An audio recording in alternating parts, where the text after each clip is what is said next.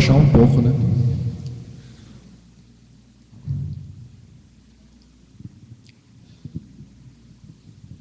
Alô?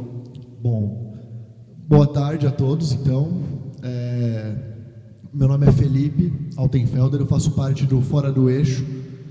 Eu atualmente vivo na Casa Fora do Eixo, em São Paulo. A gente está lá ocupando esse espaço no Eixo desde o começo de 2011, desse ano. Então são 7 meses dessa experiência do Fora do Eixo, que começou geográfico e agora se entende, na verdade, como um Fora do Eixo conceitual, ocupando o eixo geográfico. É bacana estar aqui com o Cláudio, que ele é um cara que acompanha isso tudo muito de perto, inclusive ajudando a gente a entender e decifrar os códigos que são necessários, para você estar em São Paulo sem que a esfinge te devore. Mas a gente está aqui também hoje, começando, abrindo os trabalhos de uma programação que está se preparando para invadir, para ocupar aqui o Rio de Janeiro, que é a programação do Festival da Cultura Digital.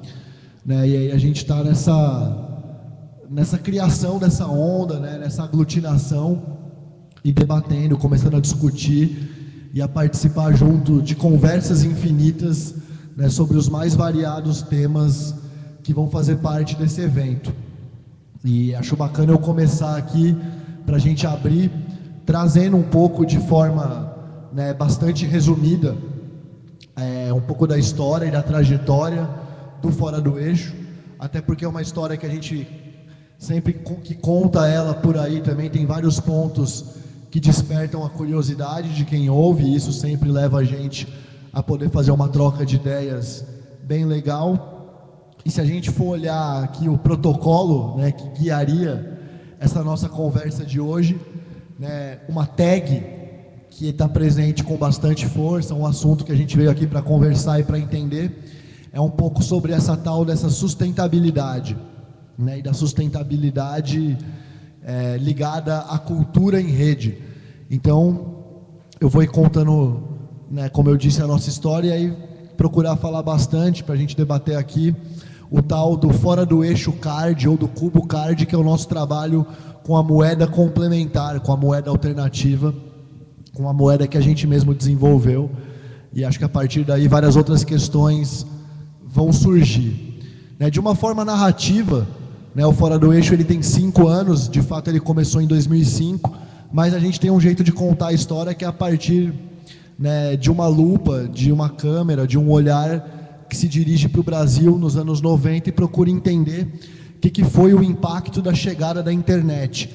E aí a gente se localiza num país de dimensões continentais, onde você tinha pessoas, agentes, produtores, artistas, que viviam uma situação onde você tinha 2 coisas que eram muito bem definidas, que era o tal do mainstream e o tal do underground, ou do independente, ou do alternativo.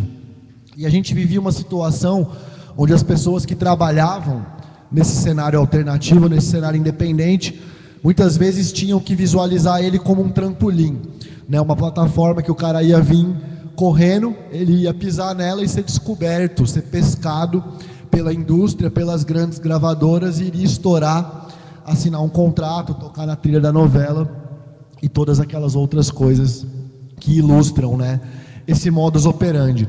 E a hora que a internet chega, você tem um fenômeno muito interessante, que é a possibilidade do aumento da velocidade da conexão entre as pessoas que estavam trocando informações e compartilhando tecnologias para realizar as produções independentes que a gente tinha naquela época.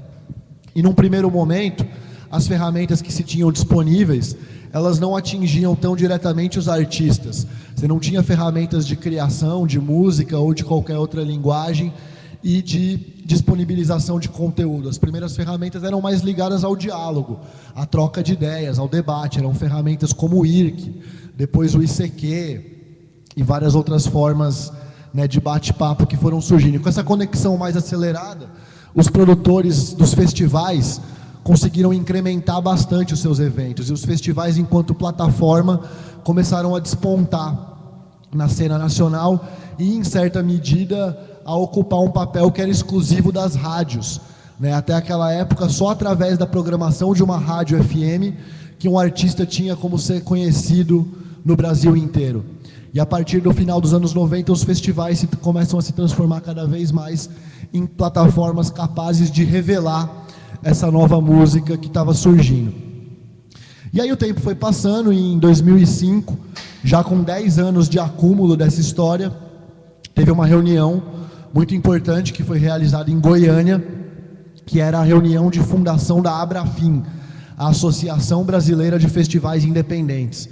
E a Abrafim, ela é um CNPJ, é uma pessoa jurídica, ela tem um estatuto, ela tem critérios de adesão bem claros, e ela tem um objetivo muito claro, que é defender o interesse dos produtores dos festivais que compõem essa associação. E naquele momento, você tinha um grupo de produtores dentro desses 20 que começaram a associação, que entendiam que ali também a gente tinha uma oportunidade histórica, onde valia a pena começar algum tipo de organização menos engessado, menos enrijecido que uma associação, né? Uma organização de trabalho nessa perspectiva de rede e construída nessa perspectiva horizontal, né? Uma rede que não tinha um chefe, que não tinha uma diretoria, uma rede que era composta por pessoas com objetivos em comum e que estava disposta a dar início a uma construção baseada no trabalho colaborativo e de forma sistematizada. Porque o trabalho colaborativo, ele também não era novidade naquele momento. As pessoas já estavam trocando força de trabalho e experiências há bastante tempo, né, Cláudia? Aí, o que o Fora do Eixo percebe naquele começo é que se tinha uma oportunidade muito bacana de começar a se sistematizar esse tipo de experiência. Aí tem um capítulo dessa história que é muito importante de contar, porque ele ilustra várias coisas também em relação a essa questão da sustentabilidade, que é a história que se passava em Cuiabá, né, ligado às atividades do Espaço Cubo, que vinha se organizando já desde 2002.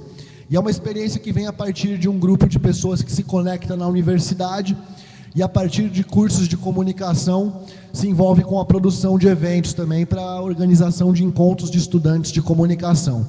E essa galera que se juntou tomou um prejuízo no primeiro evento que eles organizaram, de uns 20 mil reais mais ou menos. E aí de um grupo grande de pessoas que estavam envolvidas para realizar esse encontro, que era o Ecos, depois do prejuízo, umas 10 já resolveram sair, abandonar o barco. Essas 10 que ficaram perceberam que, de repente, o que podia estar atrapalhando a dinamicidade dessa história toda eram justamente os limites que a universidade colocava, né? Aquela forma burocrática de se trabalhar que se tinha que fazer para estar fazendo as coisas acontecerem dentro dela, muitas vezes podia estar diminuindo a velocidade ou impedindo que a coisa fosse feita da forma como as pessoas gostariam. Eles resolveram organizar um festival independente, que era o Festival Calango, que na sua primeira edição também deu prejuízo, e aí transformou aquele grupo de umas 10 numas 7 pessoas que decidiram que iriam continuar e já queriam começar a pensar no Calango do próximo ano, e para isso começaram um coletivo, né? E é assim que surge o Espaço Cubo. E aí, em determinado momento da história do Espaço Cubo, uma casa foi alugada e as pessoas se mudaram para essa casa, para uma espécie de sede moradia, né? Então, além de se estar trabalhando com a produção independente, também começou a se desenvolver uma experiência antropológica, no sentido de entender o que era essa convivência em grupo. Como que as pessoas vão estar dividindo, saca, desde a comida, quanto tempo, da hora que acorda, a hora que está junto, a hora que vai dormir, todo mundo tendo junto. Não é que você acaba o seu trabalho e você vai embora para casa. Estava começando a se desenvolver uma metodologia de produção ali que passava a transformar o trabalho das pessoas na vida delas, no sentido de que não tinha mais uma gaveta de trabalho e uma gaveta de vida, cada uma com 8 horas, e sobrava só a terceira gaveta, que era de sono, com mais 8. Era um grande espaço de 16 horas, onde as pessoas estavam vivendo e trabalhando com aquilo que elas acreditavam que era a produção independente. E aí, quando você está começando um empreendimento, isso numa cidade como Cuiabá, que é uma cidade de 600 mil habitantes, bastante provinciana e conservadora, você acaba tendo que fazer com que você pareça bem sucedido para aquele território, para aquela cidade aonde você está trabalhando. né? E aí esse parecer que estava bem sucedido, ele era muito interessante naquele momento porque o empreendimento estava se estruturando.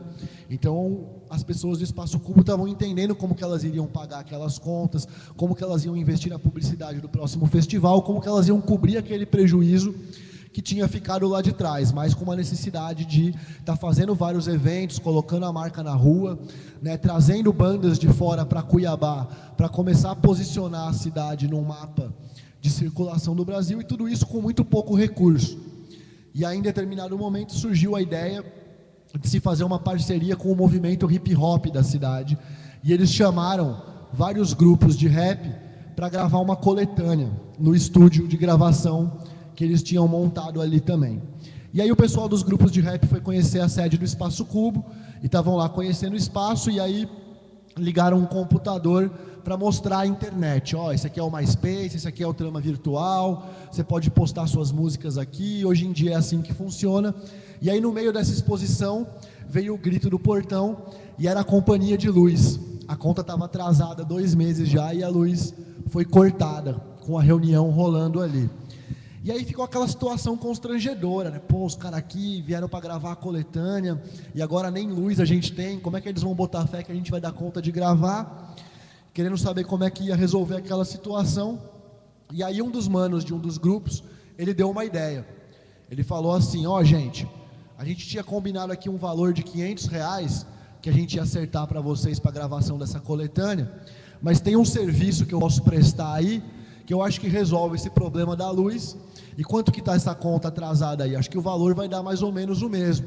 E aí a gente troca essa ligação de luz pela gravação da coletânea. Na hora não tinha outra opção para tomar, também não tinha só a coletânea para fazer, tinha mais um monte de coisa que não podia esperar. Negócio fechado, fizeram o gato da luz e trocaram ele pela coletânea. E aí isso pôs todo mundo para pensar, né? Nossa, o que foi essa troca que a gente fez? Gato por coletânea, né? O que é isso que está surgindo aqui como possibilidade da gente estar fazendo as coisas que a gente quer fazer e que até então a gente não tinha recurso? E aí o que a gente percebeu ali era que a gente tinha uma oportunidade muito bacana de começar a sistematizar a broderagem, a camaradagem, né? Na música principalmente, mas acho que em toda a produção cultural independente, as pessoas já estavam muito acostumadas e predispostas à troca, né? Ah, me empresta o seu amplificador que eu trabalho de hold no seu show.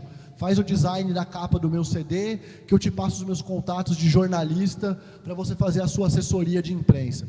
E o que a gente começou a fazer foi simplesmente dar valor para esses serviços que faziam parte do nosso cotidiano de trabalho, né? E esse valor ele era dado tanto na moeda convencional, no real, quanto no Cubo Card, que foi criado ali. E aí na hora que ele foi criado, a taxa de câmbio era de 1 para 1.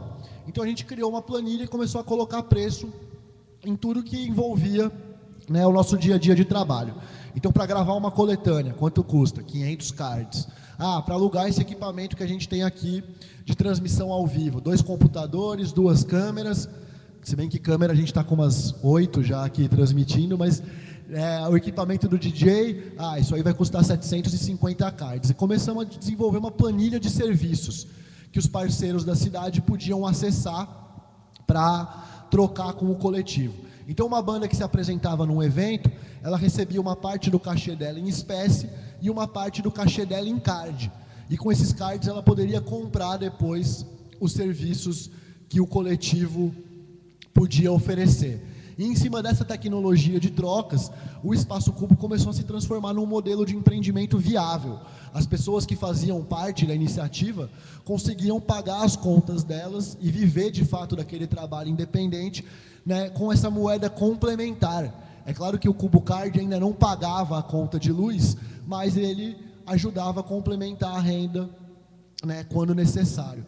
E foi em cima dessa tecnologia que o Fora do Eixo percebeu que a gente poderia conectar mais cidades espalhadas pelo Brasil que tinham o mesmo tipo de desafio para quem queria começar uma iniciativa de produção cultural independente.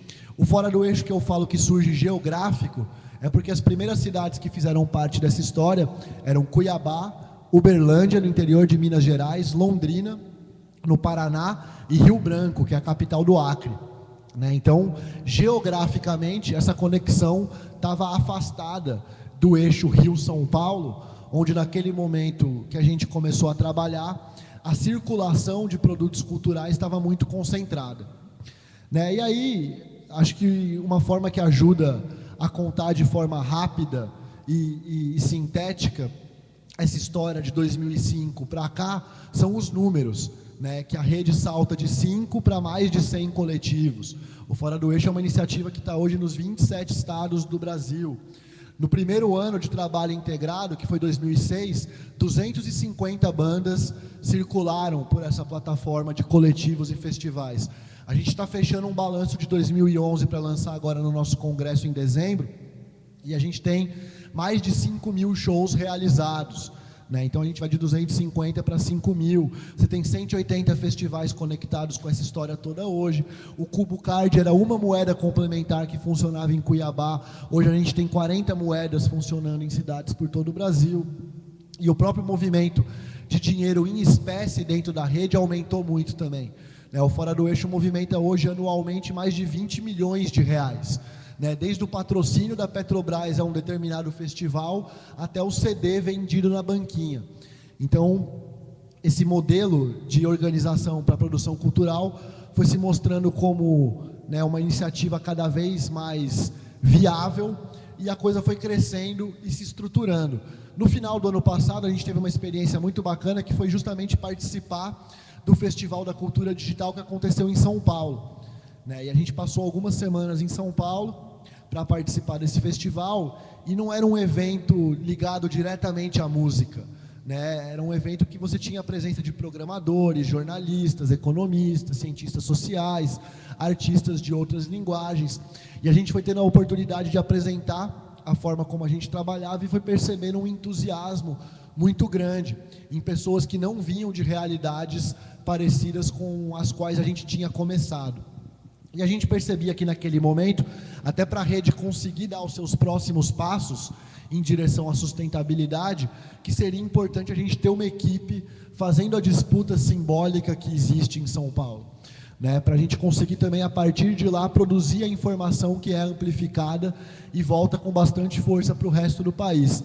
Então, hoje, os coletivos que estão nas cidades de interior, eles se utilizam de uma forma muito interessante de toda a agitação que a Casa Fora do Eixo em São Paulo produz, que é pegando aquele capital simbólico que é gerado e utilizando ele para negociar localmente com os seus parceiros.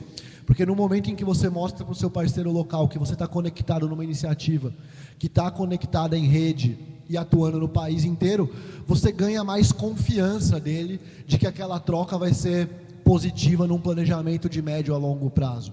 E o que a gente entende hoje dentro do setor cultural é que, na verdade, a principal moeda da nossa história é a confiança, né? A gente vive uma fase de capital simbólico, ou de capitalismo cognitivo, né? Como fala a Ivana Bentes, onde as relações, as trocas e os intercâmbios, elas têm ganhado um papel e uma importância cada vez maior nos objetivos das pessoas e dos grupos e organizações que trabalham com esse campo. Então, cada vez mais, né, a juventude, as pessoas que vêm trabalhando nessa perspectiva, entendem que o acúmulo do capital em espécie, ele não é mais o objetivo prioritário. As pessoas estão em busca de novas experiências, de afetos, de trocas, de intercâmbios, de compartilhamento de tecnologias. E a gente vive um momento muito interessante, né, onde o modelo de construção que vem sendo desenvolvido vem se mostrando cada vez mais sólido e eficiente. Essa ida para São Paulo, ela aumentou bastante a visibilidade do projeto. Eu costumo brincar que eu tenho uma sensação de que até a gente ir para São Paulo, todo mundo que eu conhecia, que já tinha ouvido falar do Fora do Eixo, era porque alguém que já fazia parte da rede tinha chegado nessa pessoa e explicado: eu faço parte de uma rede, assim, assim, assado, começou em 2005, conectando cidades do interior, e a pessoa passava a conhecer. E em São Paulo a gente começou a entrar em contato com uma quantidade muito grande de pessoas que já encontram a rede como uma informação que chega solta pelo Google, que aparece na MTV, que está no Profissão Repórter, que está na revista Trip, que está no Prêmio Bravo, que está na mídia.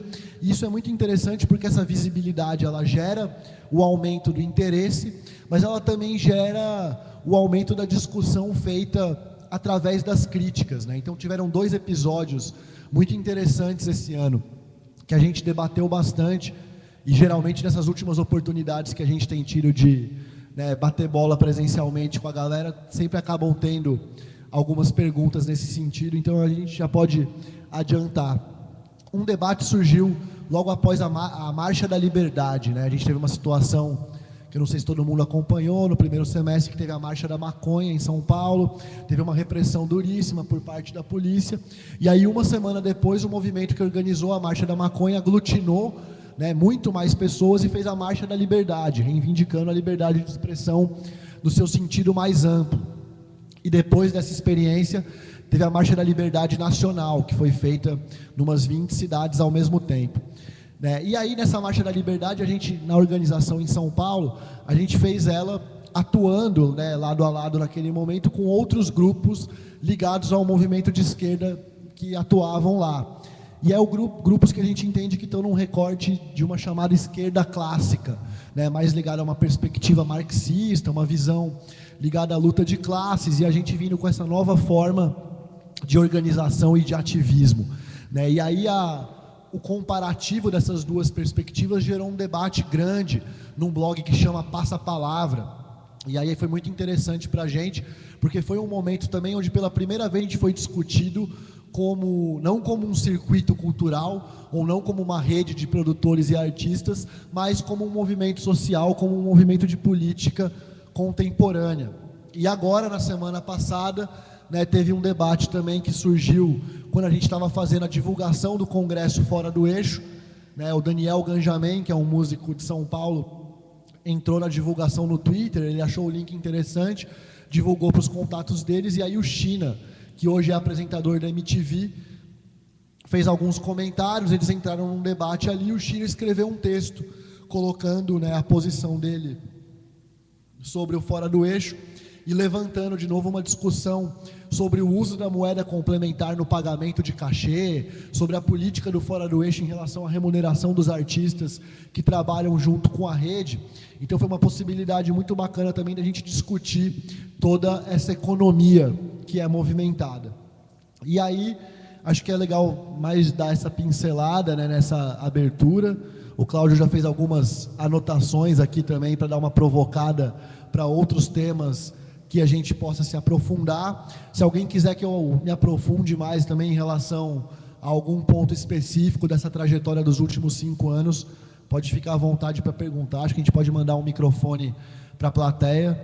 Até dava para a gente falar sem, né, mas para a transmissão, eu acho que a gente precisa continuar falando nos microfones. E estamos só começando, gente, com conversas infinitas. Boas. Boa tarde, noite, sei lá. Eu tenho alguns comentários para fazer, mas eu fiquei muito curioso antes de começar. Eu queria entender quem são vocês, por que vocês vieram aqui, o que vocês estão fazendo. Fiquei curioso. Então eu queria pedir, como é pouca gente, dá para a gente fazer isso, para vocês darem rapidinho, pegar o microfone e falar quem vocês são, por que vocês estão aqui. Rapidinho, assim, para me inspirar aqui. De boa? Deixa eu puxar a fila, então. Eu sou o Thiago, eu moro na Casa Fora do Eixo São Paulo também, junto com o Felipe e algumas outras pessoas. Estamos em coluna Fora do Eixo de mobilização para o nosso congresso, que vai acontecer no final do ano, passando pelo Rio de Janeiro. Obrigado. Eu sou Jorge Araújo, sou produtor audiovisual de mídias interativas, sou de uma produtora gerador cultural, interessado nessa forma de produção, de trocas e que relações podem se estabelecer para a produção e fronteiras de trabalho e tudo mais. Entendi.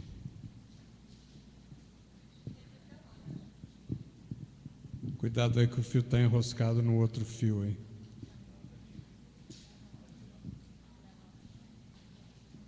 Ah, tá. Opa.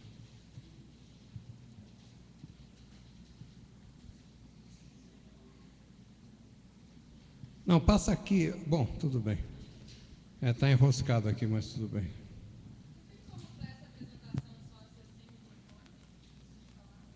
Pode também. Não. O povo da internet fica meio no vazio, mas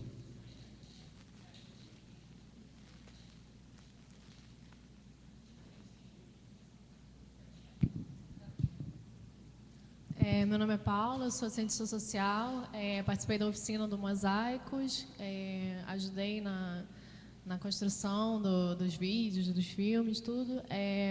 Além disso, conheço um pouco da história do Fora do Eixo, principalmente por conta de pessoas do interior, inclusive, que me apresentaram, assim, mais ou menos como você falou, e principalmente tem interesse em cultura digital, em novas mídias.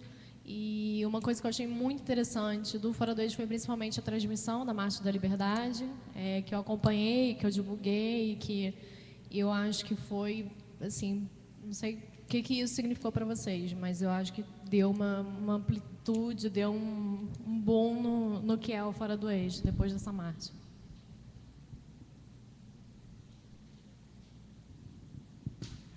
Oi, eu sou a Clara, eu trabalho na Praga Conexões, sou estudante de produção cultural, me formando agora, e sou curiosa, vim aqui para ver o que vocês têm a dizer. É isso.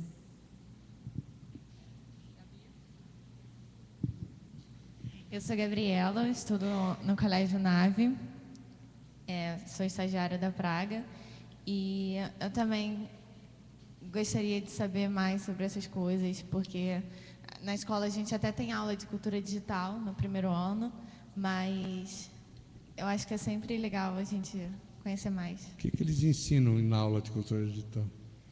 Acho que, assim, uma das grandes dificuldades para a gente no início era porque a gente queria uma definição do que era cultura digital.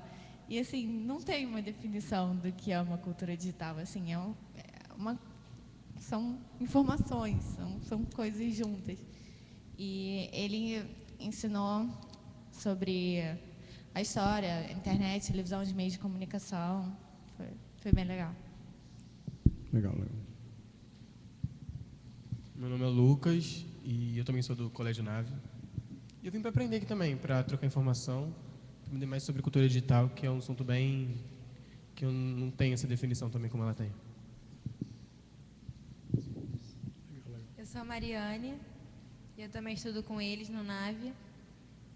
E eu vim mais para aprender mais sobre cultura digital, porque o que a gente aprende no primeiro ano é muito básico. E é sempre bom de ter mais conhecimento, né? É isso.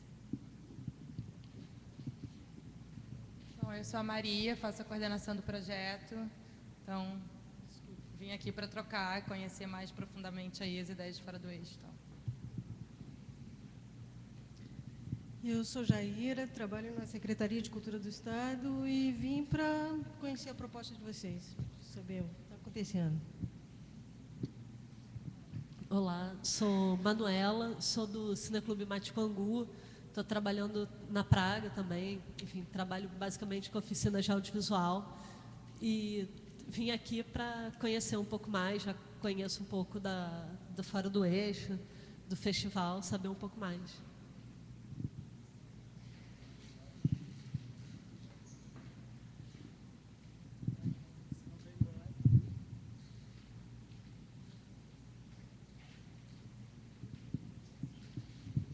Bom, eu sou a Tatá, sou musicista, DJ, vim aqui fazer um DJ set com a galera, com os VJs aí. Trabalho com arte de educação, tenho uma produtora com meu parceiro aqui, Lude, que a gente promove novos artistas, oficinas, e é isso. Vim aqui trocar também.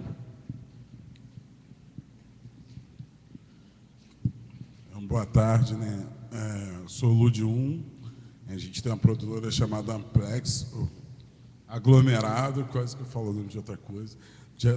Produtora chamada Aglomerado, trabalhamos com novos artistas e buscando novas maneiras dessa produção cultural, de desenvolver os atores da economia criativa também, né? Eu também sou músico e agente cultural popular e cheguei para ajudar a minha amiga aqui, estar com ela aqui, e foi uma felicidade em saber que o assunto era o Fora do Eixo e a cultura colaborativa. Eu já acompanho o Fora do Eixo há algum tempo, né? Aí acho que praticamente do início, né? Eu também sou do cadê o menino com a camisa? Toque no Brasil. Então, a gente está sempre conectado. Mas foi um enorme prazer em estar aqui nesse momento. Eu cheguei por acaso, né? Eu não sabia que estava acontecendo isso, mas é uma felicidade enorme de poder estar ouvindo vocês falarem e poder trocar as nossas experiências. Bom, ok, legal, isso foi interessante. Eu vi que foi legal, porque muita gente querendo saber cultura digital, que porra é essa? E esse é um bordão meu, que porra é essa? Eu acho que é a pergunta essencial e fundamental de todo ser humano. Mas então eu vou pegar esse tema aqui. Primeiro, eu queria, talvez eu vou falar um minuto assim sobre cultura digital, né? Porque eu acho que nós estamos entrando num momento onde esse conceito foi muito trabalhado. Esse conceito no Brasil, cultura digital, dito dessa forma, foi um treco inventado por um grupo de pessoas do qual eu fiz parte logo no começo da gestão Gilberto Gil do Ministério da Cultura, em total sintonia e sinergia com a sociedade civil alternativa, com os movimentos de software livre, com uma pancada de gente que estava pensando coisas. E eu, nesse momento, fui trabalhar no Ministério da Cultura, fui trabalhar com o Gil, sou amigo do Gil há muitos anos, para a gente começar a entender qual era a implicação do digital no momento que a gente estava vivendo. O digital como a revolução das tecnologias digitais, a revolução da convergência das tecnologias, causadora de profundas mudanças na realidade pessoal de todo mundo e, portanto, entender isso como um fenômeno cultural, porque, em última instância, é isso que a cultura digital é, um profundo fenômeno cultural que nos obriga a nos reinventar e a reinventar tudo aquilo que nós estamos fazendo, tudo aquilo que está sendo feito no planeta. Isso não é uma peculiaridade brasileira em lugar nenhum. Mas, na minha tese, o Brasil tem uma enorme vantagem sobre outros países, porque a gente é uma cultura miscigenada, a gente é uma cultura de raízes curtas, nós não temos raízes profundas, raízes culturais profundas. Os países de raiz cultural profunda têm muita dificuldade de mudar de paradigma. Nós aqui, a gente acorda de um jeito e vai dormir modificado. Há lugares que vão levar muito tempo para entender e digerir as mudanças que o digital está propondo. O Brasil tem uma agilidade da gambiarra. A gambiarra o jeitinho, a gambiarra é uma atitude cultural brasileira profunda. Se você não tem a ferramenta certa, você se vira e tal e faz. A coisa se resolve pela gambiarra. Quem não sabe agir com gambiarra, quando não tem a ferramenta certa, empaca. E a realidade da cultura digital é que ninguém tinha a ferramenta certa do século XXI. A minha compreensão do século XXI é que o século XXI não é uma consequência natural do século XX. Não é o progresso continuando que vai levar a uma solução da humanidade no século XXI. A humanidade, o século XX é um beco sem saída. Para sair do século XX, precisa dar marcha ré e fazer uma gambiarra, pegar um atalho para chegar no século XXI. Quem está empacado nesse beco sem saída são os países do primeiro mundo. Essa crise que está acontecendo aí é o primeiro mundo sem solução, sem poder avançar, sem saber para onde vai. Mesmo, eu estou convencido disso, eu estou beirando 70 anos de observatório permanente do que acontece à minha volta. eu estou absolutamente convicto que quem está metido na enroscada do século XX não vai conseguir avançar para o século XXI, pelo simples fato de que ninguém inventou marcha ré na máquina do progresso. O progresso tem que ser ir para frente. Se vocês prestarem atenção, o que é que qualquer político de qualquer partido, de qualquer país fala, a única frase, quem se arrisca? A frase mais falada para o político, para ilustrar o que precisa acontecer para o seu país ir bem.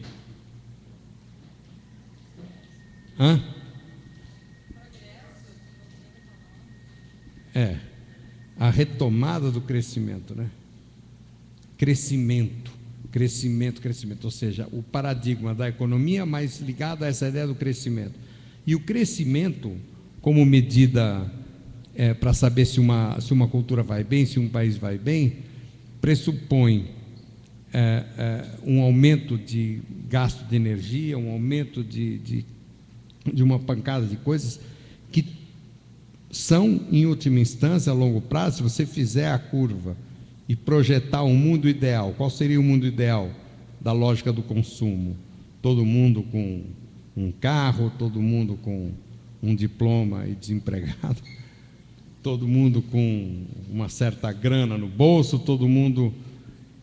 esta realidade do mundo implode o mundo. Ou seja, a retomada do crescimento é uma medida suicida da humanidade.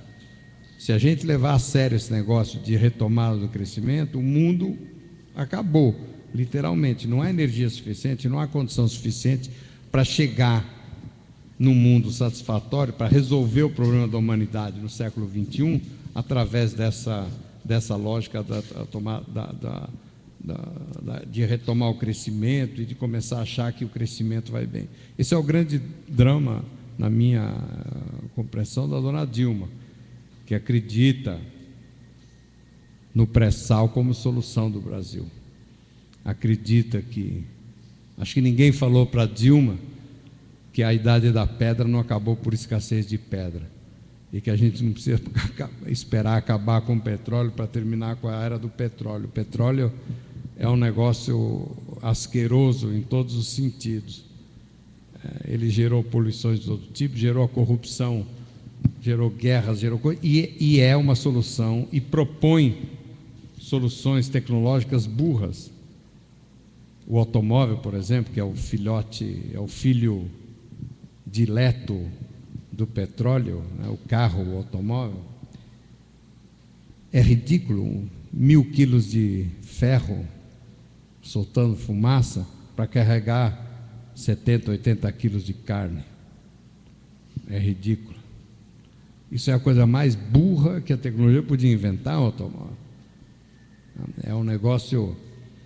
se a gente parar para pensar e olhar criticamente, é uma coisa risível, uma piada que esse automóvel tenha se transformado num símbolo sexual, potência do ser humano. É meio ridículo. O século XX, a realidade do século XX é ridículo. Esse beco sem saída do consumo exacerbado e esse monte de políticos e economistas falando seriamente nas entrevistas da Mira Leitão, que é uma paspalha, falando bobagem e achando que os economistas são os deuses que estão dando a resposta, né? Para mim, a economia é um barco com 77 furos e 40 rolhas, ou seja, vai afundar. Tira a rolha do juro aqui, bota ali, compensa aqui, empréstimo, não sei o quê. O que está acontecendo agora na Europa não tem solução. A ideia, agora há pouco, a crise americana, os Estados Unidos era considerado, a dívida americana era considerado o investimento mais seguro do mundo. Agora, fala sério, quem é que pode levar a sério que a melhor aplicação de grana para um país é aplicar na dívida externa americana, que a gente sabe hoje, todo mundo sabe que é impagável. Ou seja, eles agora precisavam aumentar o teto de endividamento dos Estados Unidos. e os partidos brigaram e eles não conseguiram fazer isso em tempo, deu uma confusão do diabo. Na verdade, a lógica do investimento mais seguro do mundo ser esse tipo de investimento é uma coisa quase que piada. Se a gente tenta se afastar um pouco, olhar com uma certa distância, uma visão crítica sobre o que está acontecendo no mundo, esse mundo do consumo exacerbado, do Império Americano, dessa lógica da economia, da retomada do crescimento e as suas explicações extremamente sérias. Quando você vê um cara extremamente sério, super PhD de uma porrada de coisas, falando esse monte de bobagem para justificar uma lógica de um treco sobre o qual não há olhar com uma certa distância crítica possível, no sentido de entender que nós, em cima desse planeta, temos que mudar de rota, é completamente idiota o que o século XX propôs. Portanto, na minha tese, a economia, quando se fala de sustentabilidade, a gente tem que parar de falar só de grana. E, para mim, esse é o grande lance que o Fora do Eixo propõe. O Fora do Eixo, na verdade, reinventa dinheiro com o card. Ao reinventar dinheiro, inventa outra lógica do dinheiro. Ele cria uma situação onde, na verdade, nós não temos grana, mas está aqui, nós vamos imprimir o nosso, e começa a botar isso para funcionar. O fantástico é que funciona. E eu acho que o que o Fora do Eixo faz, na verdade, é, na prática, uma concreta proposta de mudança, de articulação em rede, onde a questão central, o pilar central do mundo proposto pelo Fora do Eixo, para si mesmo, para as pessoas que estão dentro do mundo, né? Estão dentro deste mundo do Fora do Eixo, é trocar o pilar central da economia do mundo, tal, pelo pilar da cultura. Entender cultura como pilar principal e, dentro da questão cultura, a questão da autoestima e da questão da felicidade, ou seja, a velha máxima da questão, né? Talvez a única resposta, a única real demanda de 100% dos seres humanos, sem erro de errar, sem medo de errar, é que todo mundo está atrás de ser feliz. Isso aí. E muita gente anda iludida com a ideia de que felicidade não precisa nem ser dinheiro, mas é um emprego. Pior ainda, uma desgraça. Imagina emprego como paradigma da felicidade. É ridículo, não se pode ensinar isso para criança. Isso é uma sacanagem. Não se deve ensinar isso, até porque não existe mais emprego na era pós-industrial. Acabou o emprego, não tem mais. Então eu vejo, na verdade, que essas questões muito profundas são as questões que a cultura digital está provocando, né? Você olha hoje o que está acontecendo em Wall Street, nas praças do México, desculpa, no México não, da Espanha. No México não está acontecendo nada que eu saiba, mas o que deve estar, né? Mas eu não sei. A da Espanha, a Primavera Árabe, esse curto-circuito que começa na Tunísia e vai parar em Wall Street, esse curto-circuito, ele é extremamente interessante, o fato de que a gente fica sabendo muito rapidamente o que está acontecendo num lugar para o outro, e esse efeito em cascata de um descontentamento profundo sobre o rumo que o século XX, que a ideia do progresso está levando, junto com as crises todas, construiu essa maluquice que o mundo agora espera do Brasil. O Brasil, quando eu tinha a idade de vocês, o Brasil era o país do futuro que não ia chegar nunca. O Brasil nunca ia ser bola da vez, o Brasil nunca ia ser citado. Agora, você não pega uma entrevista de um economista, esses todos empaludos que há pouco tempo achavam que... Agora eles falam do Brasil como se o Brasil fosse uma coisa fantástica, a tal da BRIC, Brasil, Rússia, Índia e China, como paradigmas do novo eixo que vai propor soluções para o século XXI. Só que esse novo eixo, o BRIC, você olha um pouquinho, a China, a grande China, é um país que levou a ideia do consumo às últimas consequências. A China está eliminando todos os empregos do mundo com uma velocidade maluca. Vocês viram o Yellow Submarine dos Beatles? Vocês viram o filme? Vocês se lembram de um bicho que eles encontram lá no fundo do mar? Que é um bicho que tem um focinho de aspirador e que ele come tudo que aparece à volta dele. Lembra disso? Ele vai chupando tudo e vai sumindo da tela. O submarino amarelo, quem não viu o Yellow Submarine dos Beatles deve ver. O Yellow Submarine vai navegando lá debaixo dos mares, tem toda uma fauna, e aí de repente aparece esse bicho. Esse bicho chupa tudo, ele engole tudo que ele consegue engolir. Tudo que chega perto dele, maior que ele, tudo, ele engole tudo. Vai engolindo e vai sumindo da tela. Aí a última coisa que ele vê, não tem mais nada, ele engole o próprio submarino, ele engole tudo, e ele olha em volta, ele engoliu tudo, aí de repente ele olha para o pé dele e se engole. Ele vê o pé dele, e aí eu não acho que ele não tinha pé, enfim, um pedaço dele lá, ele se engole. A China me parece ser exatamente esse bicho que hoje se propõe a engolir todo mundo. Eles descobriram uma coisa maravilhosa. Se eu fabricar tudo, e hoje é mais barato fabricar na China do que em qualquer outro lugar do mundo, se eu quiser uma caderneta dessas aqui, eu mando fazer na China, ela sai mais barata do que mandar fazer na gráfica aqui do lado. Ou essa caneta, ou essa camisa, ou esse microfone, ou essa cadeira, ou essa coisa. Daqui a pouco vai ser mais barato de cortar cabelo lá. É quase isso. Essa ideia fantástica de conseguir mão de obra barata a custos ambientais terríveis, a salários extremamente apertados, com 1 trilhão de pessoas que eles têm, essa ideia brilhante enxuga a grana, arranca a grana de todo mundo, leva a grana toda para a China, daqui a pouco a grana toda arrancada, que é a ideia capitalista, é a ideia americana, a ideia burra de levar a produção para o outro lado, compra só produto e industrializa lá e vende para todo mundo. Daqui a pouco essa enxugada de dinheiro tira o dinheiro de todo mundo. Aí você não tem mais o dinheiro para comprar.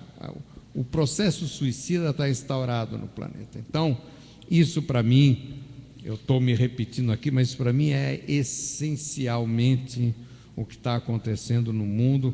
E aí, no meio disso tudo, a gente começa a tentar prestar atenção a qual é a solução, qual é o caminho que pode se dar. E aí as culturas em rede estão aí fazendo coisas fantásticas. Eu acho que, para mim, o que o Fora do Eixo está propondo é um passo além daquilo que já está acontecendo nos acampamentos em Wall Street e nos outros lugares todos, que são acampamentos de gente perplexa que está sem solução. As casas fora do eixo é um bando de gente, aqui tem vários deles aqui, que largaram mão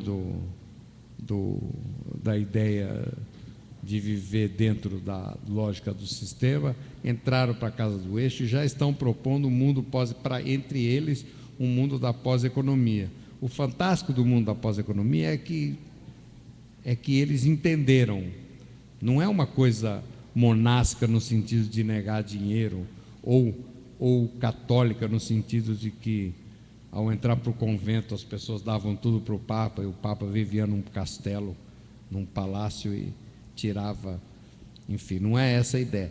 Mas é a ideia de que o dinheiro é coletivo e comum, e que todo mundo vive uma vida feliz sem precisar ter a sua conta. Então, eles lá em São Paulo têm um cartão de crédito e 17 pessoas têm a senha. Isso para mim é a coisa mais fantástica do mundo. Para pensar um segundo o que é viver com um cartão de crédito que 17 pessoas têm a senha. Pensa em 17 pessoas que podem ter a senha do seu cartão para ver se vai dar certo. entanto isso lá funciona e dá certo. Eu acho esse é o paradigma, porque as pessoas estão, para mim, existe uma coisa interessantíssima, eu sinto as pessoas felizes, então esse é o resultado já concreto, que me parece um resultado mais interessante do que aquilo que está sendo proposto nas praças do resto do mundo. Mas eu queria também fazer um comentário rápido do que se falou muito aqui, o Felipe falou da produção independente. Nos anos 60, foi a época que eu me tornei produtor, ser independente era um delírio, um sonho utópico. Qualquer músico queria ser independente, mas ser independente naquela época era uma coisa praticamente impossível. Você não tinha como produzir um disco, um LP independente. Tanto que existiram muito poucos LPs independentes. Custava muito caro fazer um LP. A capa de um LP era caríssimo.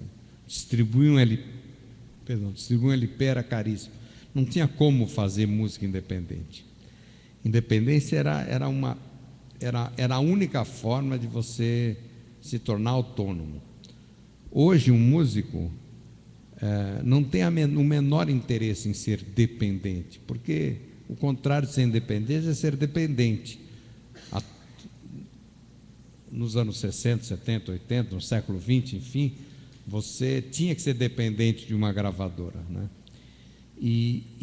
Só que hoje não tem mais sentido a gravadora, não tem mais sentido a dependência, não tem mais sentido um músico que está começando querer optar por uma gravadora, né? Obviamente, ainda existe os Luan Santana da vida, até o outro menino lá, o Justin Bieber. O Justin Bieber é curioso, interessante, porque ele é descoberto pela internet. Ele podia ter ficado independente, ele já era independente, mas aí ele cai na garra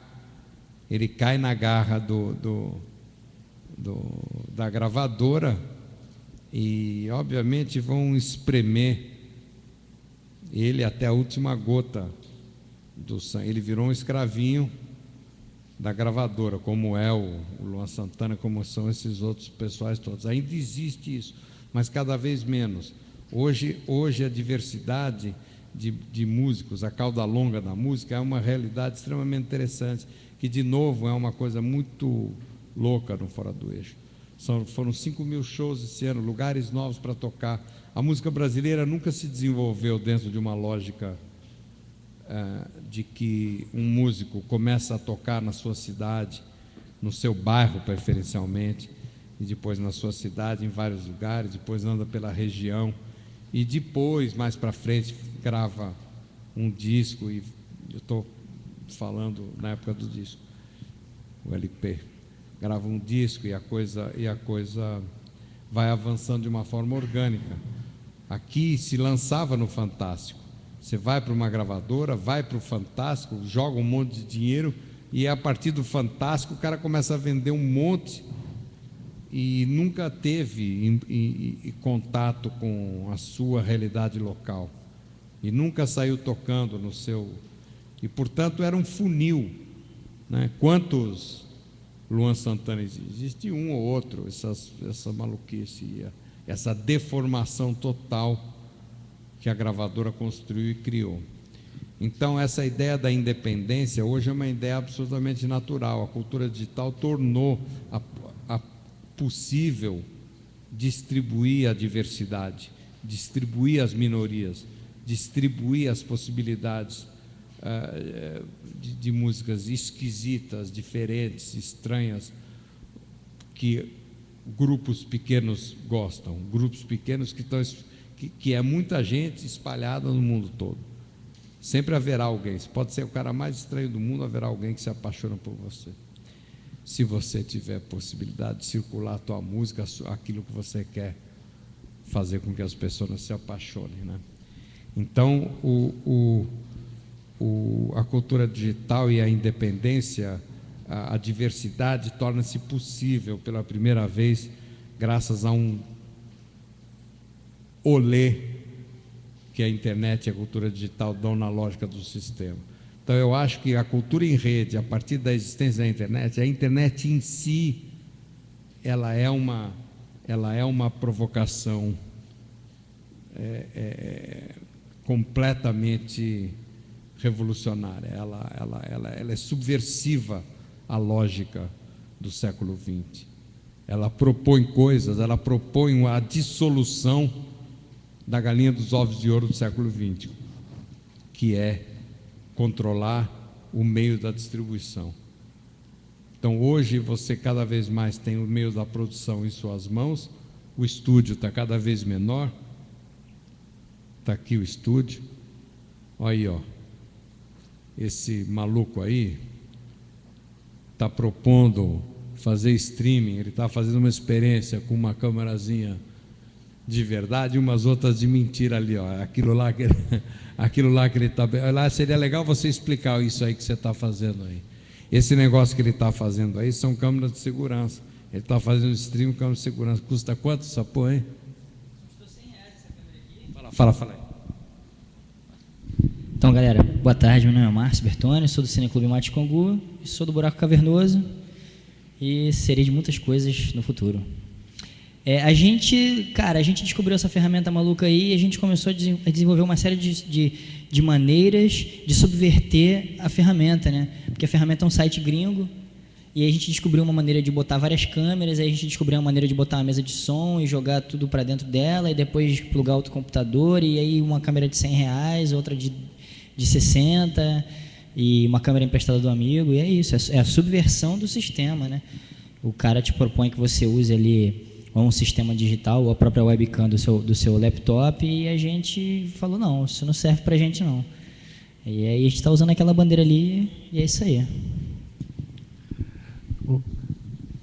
Fala. Acho que é legal a participação da produção e algumas coisas que o Cláudio falou, acho que dão uns ganchos legais de eu aprofundar em alguns pontinhos que você mesmo foi citando, né? Acho que uma coisa que sempre fez parte do crescimento do Fora do Eixo enquanto rede foi uma ficha que caiu para a gente, que era assim, de que junto é mais barato, né? E essa filosofia, essa ficha caída, ela foi muito importante para a coisa ir crescendo, porque a hora que você tem as pessoas, né, e aí radicalizando nessa perspectiva do estar junto, do estar compartilhando o projeto, porque assim, uma coisa é a gente falar assim, o Fora do Eixo hoje é um modelo que rompe com a lógica que está estabelecida, mas é legal também deixar claro o que são as práticas do cotidiano, o que são as tecnologias sociais, né, que possibilitam com que isso seja verdade. E uma veio a partir dessa ficha que caía do que o junto era mais barato. Então esse cartão de crédito que 17 pessoas têm a senha, ele existe dentro do que a gente chama de caixa coletivo. Então, existem algumas pessoas que trabalham em dedicação exclusiva ao Fora do Eixo ou ao seu coletivo local. E por muito tempo a gente viveu uma pergunta Tostines dentro da rede que era assim, mas a sustentabilidade traz a dedicação exclusiva ou a dedicação exclusiva traz a sustentabilidade? Eu vou conseguir trabalhar com isso que eu quero a partir do momento em que eu estiver vivendo disso, ou se eu trabalhar bastante disso que eu quero, eu vou começar a conseguir a viver disso. E, através da prática, né, num ponto de vista até mais científico, né, numa visão de laboratório, a maioria das pessoas que hoje têm a sua sustentabilidade a partir do seu trabalho no Fora do Eixo, tiveram a dedicação exclusiva antes da sustentabilidade. Porque aí, nessa perspectiva, a força de trabalho que você investe antes de você ter essa sustentabilidade, ela é igualzinha ao capital que você investe para abrir qualquer tipo de empresa. Se você vai abrir uma pizzaria, uma gráfica aqui do lado, como você falou, você vai ter que ter algum tipo de financiamento para comprar os primeiros equipamentos. Você vai começar a lucrar, se tudo der certo, a partir do seu primeiro mês. Você passa 1, 2 anos pagando esse financiamento, e aí depois desse período você está, teoricamente, enriquecendo com a sua empresa. A gente conseguiu trabalhar uma perspectiva onde você substitui essa necessidade do investimento inicial em espécie pela disposição que cada um dá para a sua força de trabalho, né, voltada para o projeto. E a partir disso as finanças se organizam dentro de um caixa coletivo, ou seja, tudo que entra é de todo mundo. e todo mundo tem o igual direito de retirada daquele fundo coletivo ali. E aí é legal, teve uma matéria que saiu, essa matéria que eu comentei que saiu na Trip, tinha uma hora que ele comentava assim, o jornalista ele falava assim, ele explicava o caixa coletivo, e aí ele falava assim, e isso ajuda a entender, porque a maioria deles se veste de forma modesta, mas está por aí com seus iPhones e MacBooks na mão, né? E aí é bastante ilustrativo isso, porque a retirada pode ser feita por quem quiser, na hora que quiser. O grande lance é que se você se vê numa situação onde você tenha que prestar contas para o resto do coletivo e você não tiver argumentos para sustentar, saca, a necessidade dessa sua retirada, você vai estar em maus lençóis numa situação com aqueles que são os seus parceiros. Esses maus lençóis é porque num processo como o nosso, que ele é horizontal e democrático, mas raramente a gente toma alguma decisão votando. Saca? As coisas chegam sempre por consenso, porque voz é voto. A sua capacidade de argumentar sobre aquela determinada questão que equivale ao seu voto. Então, grande parte das decisões, grande parte não, todas as decisões vão sempre sendo tomadas em direção a isso.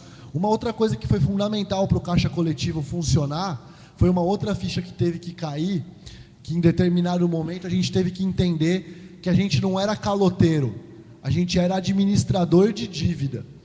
E essa pequena diferença ajudou muito os empreendimentos locais a irem se estruturando. Porque quando você vai escrever projetos para captar recurso na área cultural, uma justificativa, um argumento constante, recorrente que se utiliza, é que a cultura, enquanto segmento econômico, ela tem um potencial muito grande de reinvestir em outros segmentos, em outras cadeias que estejam ao entorno dela. Em cidades pequenas e médias, isso fica ainda mais claro. Quando você faz um festival grande numa cidade como São Carlos, que é a cidade que eu vim, você lota 2, 3 hotéis da cidade, você tem demanda para 4, 5 restaurantes, você contrata várias empresas de van, você contrata 2, 3 gráficas da cidade, então a produção cultural, de fato, ela tem um impacto que é muito sensível, naquela realidade, naquele cotidiano econômico. Então a gente começou a entender que os nossos fornecedores, eles também teriam que fazer parte desse sistema de crédito, que se a gente estava trabalhando com um segmento que iria reinvestir neles, que eles teriam que ter sensibilidade e de fazer o investimento na gente nessa fase que a gente estava iniciando. Só que para você convencer isso na conversa é um pouco mais difícil.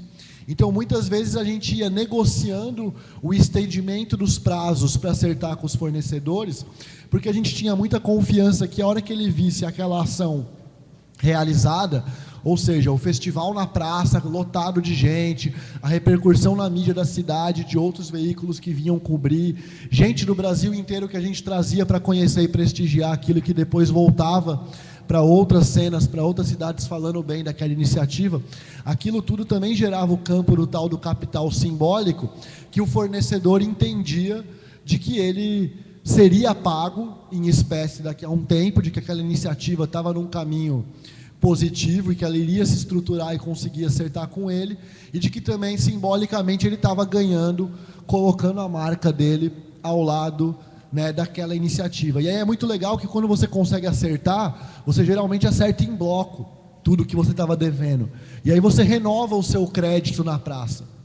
Então a gente literalmente inverteu essa lógica e a gente entendia que o que a gente estava devendo na praça, na verdade era o crédito que a gente tinha aberto no mercado para fazer o nosso investimento. E que quanto mais a gente tivesse coragem e segurança de ficar devendo, maior seria o investimento que a gente estaria fazendo e mais o negócio iria crescer. Então essa é uma matemática bacana de deixar clara também, que ela ajuda a ilustrar como que se deu esse crescimento vertiginoso. É muito legal que você volta para cidades onde isso tudo começou e você encontra os parceiros, e aí desde o senhor que é dono da gráfica até o motorista da van, hoje eles conseguem continuar acompanhando o movimento enquanto informação que é produzida nos mais variados canais de produção de conteúdo e se sentem protagonistas dessa história também. Aquela vez eu fiquei devendo para vocês, mas deu certo isso aí que vocês estavam fazendo. E a gente vai renovando a confiança e conseguindo manter essa lógica. É lógico que à medida que as coisas vão se estruturando também, o investimento em infraestrutura, ele vai sempre sendo garantido, primeiro porque a própria responsabilidade, o impacto das ações vai aumentando, e aí essa segurança, essa solidez tem que aumentar. Mas no campo da remuneração do indivíduo, outra coisa que é que é bem legal de deixar claro também é que os agentes orgânicos do Fora do Eixo, eles não recebem salário, né? Então, não tem um salário fixo. A gente está aqui em 4, a gente está com um cartão que nem está no nosso nome, está no nome da Carol, se eu não me engano. Em determinado momento, se a gente precisar de mais dinheiro para continuar viajando, a casa manda. Então, a sustentabilidade ela está automaticamente garantida para todo mundo, mesmo que cada um não faça o seu acúmulo no final do mês. Onde que isso vira uma bomba? Que é um ponto legal de entender nessa conversa específica sobre sustentabilidade. A gente, no começo, eu ia fazer um evento lá em São Carlos, o Grito Rock, por exemplo. Aí era um festival que eu tinha de custo 5 mil de palco, 2 mil de gerador, 1.000 de banheiro químico e 8 mil de som. Dava mais ou menos uns 20 mil a planilha. Se eu não fosse pagar ninguém da equipe, né? Aí eu levava na Secretaria de Cultura lá e falava assim, ó, eu tenho essa planilha aqui e eu quero que vocês me paguem palco, som, luz, gerador e banheiro. E aí a secretária falava assim, mas assim não dá, né, Felipe? Você está trazendo o seu sonho aqui para eu bancar? Você tem que me trazer alguma coisa que seja uma parceria que a gente vai fazer junto. E aí o pessoal ficou quebrando a cabeça com isso. A gente falou assim, então tá, então vamos colocar na planilha os itens que a gente não paga, mas que a gente faz. Então o diretor de produção, quanto que é o cachê dele de mercado? Aquela banda parceira que vai se apresentar no card para receber em serviço depois, quanto que é o cachê dela de mercado? A equipe de transmissão ao vivo, quanto custaria para alugar esses equipamentos que a gente já tem e a gente já vai investir? E aí isso quintuplicava o valor da planilha do evento. E ele chegava em 100 mil reais. E aí a gente ia na prefeitura e falava assim, o festival esse ano vai custar 100 mil, e a gente quer que vocês entrem só com 20. Né? E aí, na hora que essa matemática ficou mais clara, e a gente começou a captar mais nesse sentido, também foi fundamental para que a coisa, né, aumentasse de velocidade. E aí esse ponto específico, ele pega um gancho bem legal com essa discussão que eu falei que teve semana passada a partir do texto do China. Né? Porque, assim, são duas críticas meio recorrentes que o Fora do Eixo recebe. Uma é assim, mas eles fazem tudo com dinheiro público. Primeiro, de que é mentira, que o dinheiro público ele é uma fatia pequena, na verdade, do recurso que entra. A gente foi desenvolvendo várias outras iniciativas que são interfaces com o segundo setor, que vai desde a prestação de serviços de freelance até oficinas que a gente dá, a venda dos produtos, os shows pagos, os eventos com bilheteria, que entram nessa cota da sustentabilidade, mas esse não é o X da questão. O problema de quando surge essa crítica é que a gente tem que justificar que o dinheiro público não é a principal fonte de financiamento. Mas isso, na verdade, nos coloca um pouco mais à direita do que a gente gostaria de estar nesse momento, no sentido de que era uma hora que o setor cultural no Brasil já tem acúmulo de conteúdo suficiente para pressionar no sentido de que tem pouca verba pública ainda, de que a gente precisa, na verdade, aumentar esse investimento. Mas, mesmo assim, a gente está numa fase onde isso está sendo sensibilizado, é um processo, e é importante uma rede como a nossa ter interfaces com o segundo setor que também garantam essa sustentabilidade. Mas aí é muito legal que entra numa coisa também, que a hora que você passa para viver a sua vida nessa dinâmica do caixa coletivo, você aprende a dividir no cotidiano. Porque tem uma reflexão que a gente tem debatido muito ultimamente também, que é aquela história de que na revolução dos bichos, quem estava errado não era a revolução, eram os bichos. Né? Então a gente tem uma dinâmica de dia a dia que vai te preparando no sentido de se manter disposto a continuar dividindo. Porque não adianta nada também a gente estar se estruturando, se articulando para captar mais recurso público, se a gente não tem uma vacina que garanta que esse recurso vai continuar sendo investido no sentido de democratizar o acesso. Então, o caixa coletivo ele é uma ferramenta que aumenta a velocidade e pode potencializar as realizações que a gente faz, mas ele também é uma vacina conceitual que nos dá tranquilidade para continuar, né, avançando nas articulações, nessa disputa de captação de recursos, porque a gente tem assim, uma posição de que também não importa muito de onde vem, importa para onde vai. Né? No fim das contas, o recurso público ele está entrando via publicidade nos grandes veículos de comunicação todos os dias. Você pega uma revista como a Veja, os principais anunciantes da Veja são estatais, de governos estaduais ou nacionais. Isso aí está numa conta de fazer o recurso cair lá dentro para como a correlação de forças tem que seguir tranquila. E muitas vezes o produtor independente ele sofre a crítica de estar recebendo recurso público, sendo que ele recebe uma parcelinha mínima do que está sendo distribuído por aí. E na música, inclusive, esse investimento ele já é... O Cláudio brinca que ele é o heptagenário, mas esse investimento ele é quinquagenário na música. Aquele selinho disco é cultura que tem nos discos de vinil, para quem gosta de vinil, aquilo lá era a forma que o Estado tinha para subsidiar a impressão dos discos para chegar mais barato para o público. Então também não é novidade. Eu digo isso porque não foi o Fora do Eixo que começou a gerenciar recurso público na música independente do Brasil. E muitas vezes a gente tem que rebater as críticas como se fosse. Acho que esse foi mais um bloco. O que você quis dizer com brinca de ser heptagenário? Mas tudo bem. Alguém, eu queria que vocês entrassem. Falassem, fala aí, gente. Eu queria que vocês entrassem, fizessem perguntas, se indignassem, ou se entusiasmassem, ou fizessem provocações.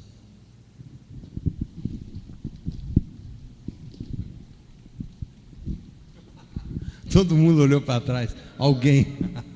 Ou fala sem microfone. Diga. É por causa da transmissão. É a transmissão, Maria, não tem jeito. Senão é sacanagem com quem está na internet.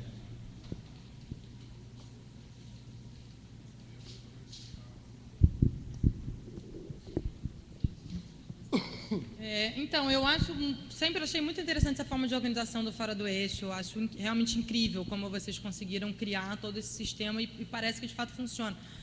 E já pensei algumas vezes em como é que eu poderia fazer parte. E aí, sempre quando eu me coloco essa questão, uma das coisas que me motiva a não tomar essa iniciativa, sim, muito sinceramente, acho que provavelmente você vai ter um argumento bom até para me convencer, mas a sensação que eu tenho é a seguinte, que eu vou acabar me vinculando a uma rede que vai me excluir de uma série de outras, porque os vínculos que eu tenho que ter com essa rede para que de fato eu seja sustentável, ou o meu grupo seja sustentável, são tantos que acaba dificultando os meus laços com outros mundos, de fato. Entendeu? E aí eu fico, cara, eu não quero ficar só com a galera do Fora do Eixo, quero também fazer coisas com outras pessoas, e quero ter outras moedas de troca, e quero pensar em outras conexões, enfim. Até que ponto o fato de eu estar fazendo parte dessa rede não exclui também uma série de outras possibilidades, conexões, enfim, iniciativas, assim, na verdade, até que ponto isso não diminui uma autonomia minha, assim, sabe? Então, é um pouco isso, acho que, sei lá. Acho que até essa coisa dessa moeda que vocês trabalham muito de troca, tal, do cubo card, não sei o que, acho que acaba também entrando um pouco nesse... Bacana. Acho que o primeiro ponto, Maria, é que acho que tem dois princípios que eles são interessantes, essa pergunta, porque ela é comum também. Assim, uma coisa que a gente coloca e o Cláudio uma vez trouxe uma visão muito interessante sobre isso também, que é a relação da rede com o indivíduo. Que eu acho que é aí que está bastante da sua pergunta. E, na verdade, a rede ela não teria como ganhar cada vez mais dedicação e comprometimento dos indivíduos que fazem parte dela, se ela não tivesse como reinvestir nesses indivíduos. E hoje, eu particularmente tenho a clareza de que a capacidade da rede de investir em mim é muito maior do que a que eu tenho de investir nela. Por exemplo, passagem aérea. Saca? Se eu fosse ter que trabalhar num emprego convencional para ganhar o que eu gasto por ano viajando por aí, pelos eventos que a gente é convidado para participar, pelos coletivos que convidam para fazer imersões e estar em contato diário, eu teria que ter um cargo em algum tipo de mercado grande, corporativo, que eu nem consigo imaginar hoje, né?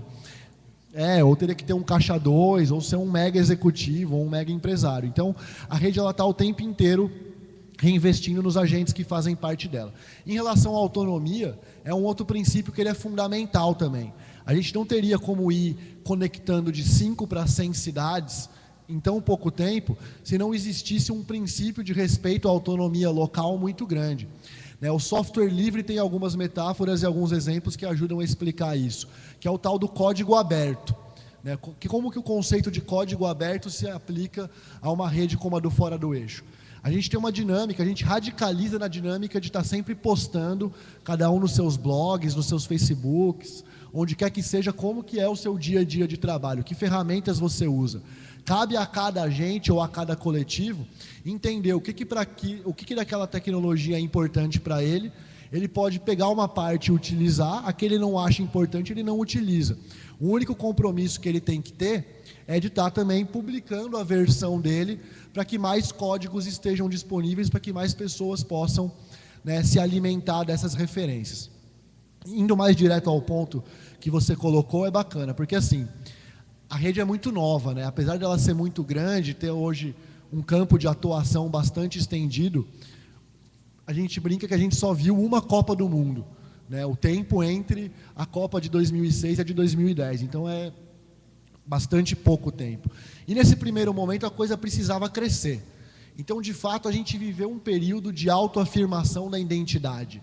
A gente queria, do Fora do Eixo, quem era fora do eixo mesmo, aquela pessoa que entendia, ao contrário desse dilema que você colocou, ela entendia que ela precisava se conectar rapidamente com esse campo de trocas e era ali que ela queria se desenvolver, porque sem isso o processo não cresceria. Tem uma parada que ilustra isso de uma forma bacana, que eram as nossas programações musicais nos festivais, por exemplo. Então, em determinado momento, taticamente, a gente levava para um festival em Cuiabá uma banda de Boa Vista, em Roraima, que nem era uma banda tão boa, se falando de uma análise estética, mas a gente sabia que o estímulo da experiência de tocar naquele festival faria com que aquela banda, ao voltar para Boa Vista, quisesse correr para estruturar a cena daquela forma, aonde ainda não tinha.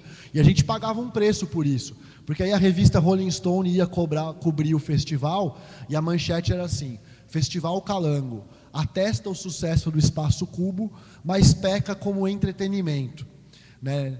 De uma forma polida, o que estava dito ali? Estrutura bacana e bandas ruins, né? E a gente sabia que era um momento tático onde aquilo estava sendo trabalhado para que a rede se expandisse. De fato, deu certo a tática, e aí muito da ida para São Paulo teve a ver com um novo momento tático também, onde a gente tinha que mostrar que a rede não só conseguia absorver, saca, outros produtos que estavam sendo produzidos fora dela, como também que os produtos que estavam sendo produzidos dentro tinham capacidade de fazer essa disputa estética em relação ao que é novo e o que é legal.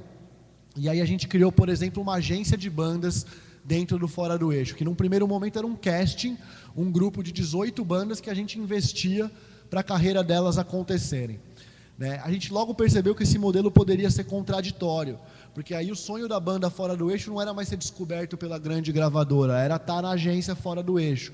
E 18 bandas era um número muito pequeno dentro da quantidade total que a gente trabalhava. Aí a gente apertou o F5, que nem a gente fala, a gente atualizou o nosso modelo de agência para uma agência de compra e venda de shows.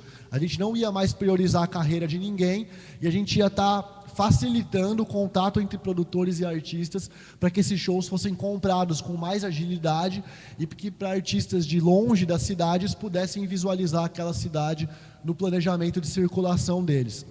E a Casa de São Paulo, ela precisava disso taticamente até para ser aceita por São Paulo. Imagina o risco que a gente corria no começo do ano de ir para lá e ser taxado como os caipira caga-regra que chegaram querendo falar como é que faz. Então a gente precisava ter por trás da gente uma estrutura que comprava e vendia 5 mil shows para negociar de igual para igual com aquela cidade competitiva, desconfiada e rancorosa como é São Paulo. Apesar de muito acolhedora também na sua outra face. E aí foi bacana porque ao longo do ano isso funcionou muito bem.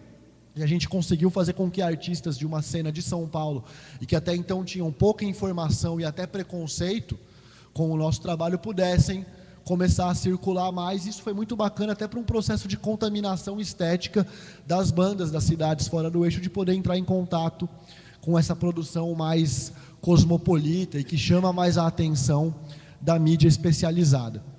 Ainda respondendo a sua pergunta, teve um outro mecanismo que a gente entendeu que era bacana da gente criar, que são os tais dos simulacros, né? O simulacro, ele é justamente o campo onde a gente consegue trocar com o parceiro que não é orgânico, com quem acha a ideia legal, com quem quer fazer parte, com quem quer somar, com quem está disposto a transformar a sua força de trabalho em card, mas que não necessariamente queira viver dentro de um caixa coletivo ou morar numa sede de moradia.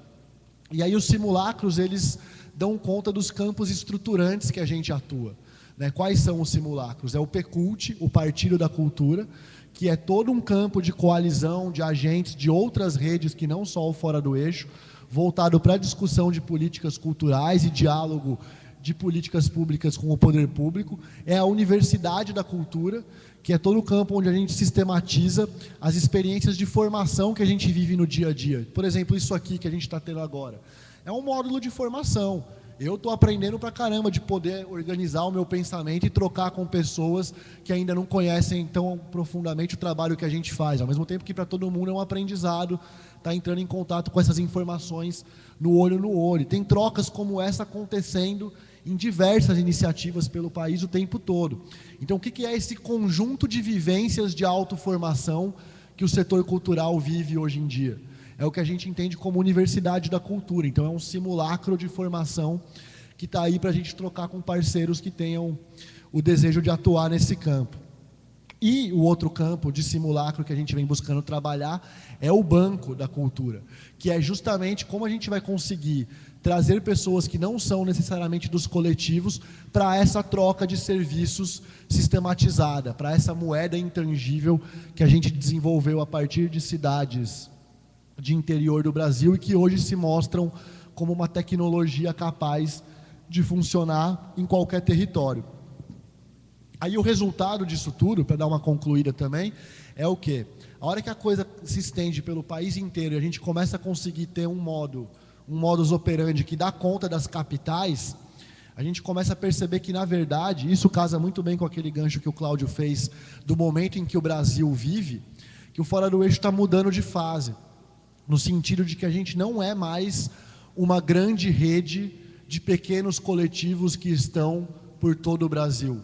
A gente é um grande coletivo brasileiro que está começando a querer olhar para o mundo para entender como que é essa rede global que vai ser formada.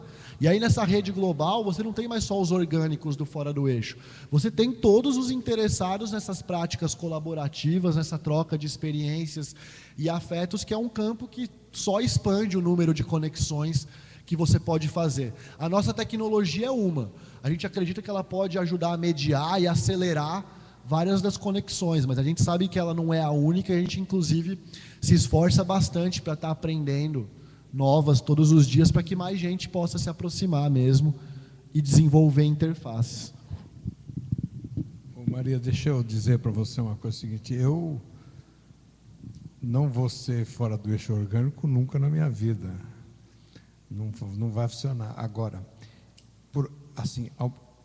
me sinto absolutamente dentro do movimento, sem precisar estar lá dentro da casa. Porque eles me usam de um jeito abusivo, me espremem o máximo, me botam tudo quanto é coisa. Ao mesmo tempo eu faço a mesma coisa com eles.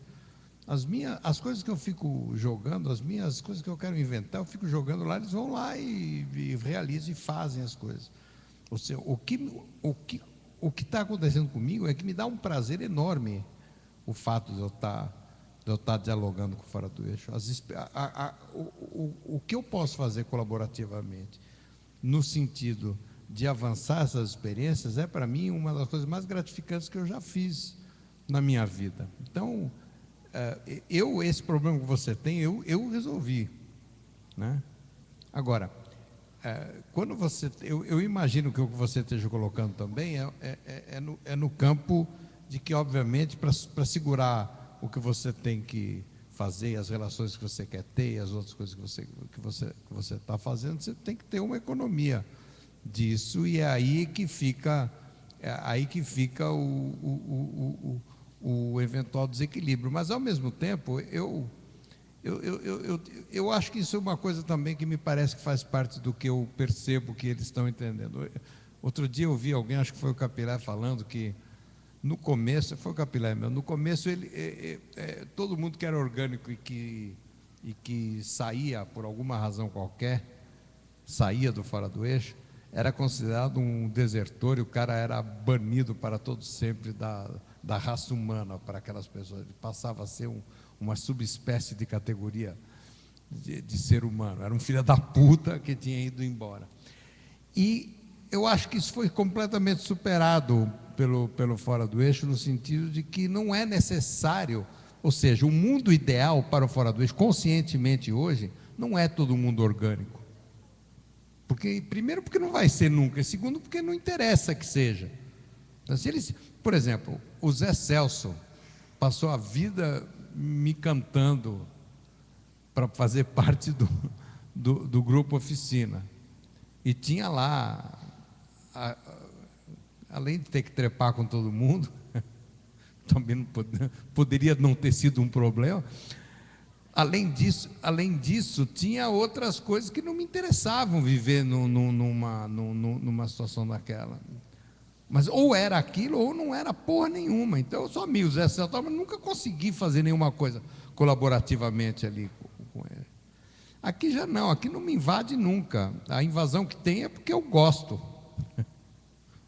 Porque é isso que eu acho que está acontecendo. Eles também estão começando a se sentir muito mais seguros de que existem pessoas que são orgânicas durante um determinado momento.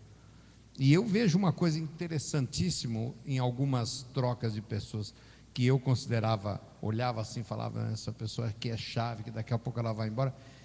Continua tudo funcionando muito bem. Existe uma noção, uma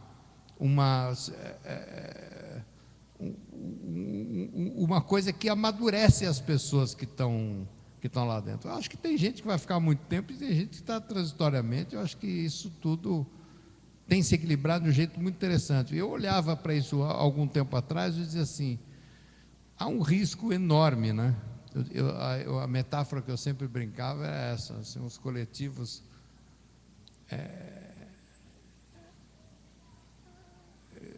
na verdade, não conheço coletivos que funcionem, que respeitem o indivíduo, onde os indivíduos estão de boa, estão exercendo ao máximo a sua potencialidade. Porque, para mim, a ideia do coletivo anular o indivíduo é uma besteira. É isso que ele estava falando, que eu vivo insistindo nisso. O coletivo tem que, na verdade, insuflar o indivíduo ao máximo, proporcionar que cada um realize o seu potencial individual ao máximo. O potencial individual das pessoas não tem que ser subjugado pelo coletivo. É o contrário, né? Então você tem que poder lidar com isso. E aí está o grau e nisso existe o grau de autonomia. O que me parece interessante falar é o seguinte: eles têm e isso é tudo muito intuitivo e é muito interessante. Existe um DNA. Ser fora do eixo é um DNA muito peculiar, que você ou pega ou você não pega. E você pode pegar sendo orgânico ou pode pegar não sendo parte disso. Se você entender o DNA, você tem autonomia. Se você atuar dentro desse DNA, não for um corpo estranho, a tua autonomia está resolvida e garantida. E isso é muito interessante. Agora, como é que funciona? Até isso virar tese e poder ser escrito em palavras, ainda vai rodar mais. Agora está cheio de gente fazendo tese já. Eu gosto muito das coisas que nascem antes das teses, porque as teses são deformadoras de realidade. Alguém mais? Não. Eu vou falar mais algumas coisas sobre esse ponto, então. Que acho que um outro campo que é legal, que a gente reflete bastante, é assim. O Fora do Eixo hoje ele também está se preparando para se entender como 2 em 1, no sentido de que a gente tem 2 coisas dentro do mesmo campo. Uma é um circuito cultural e a outra é um movimento social.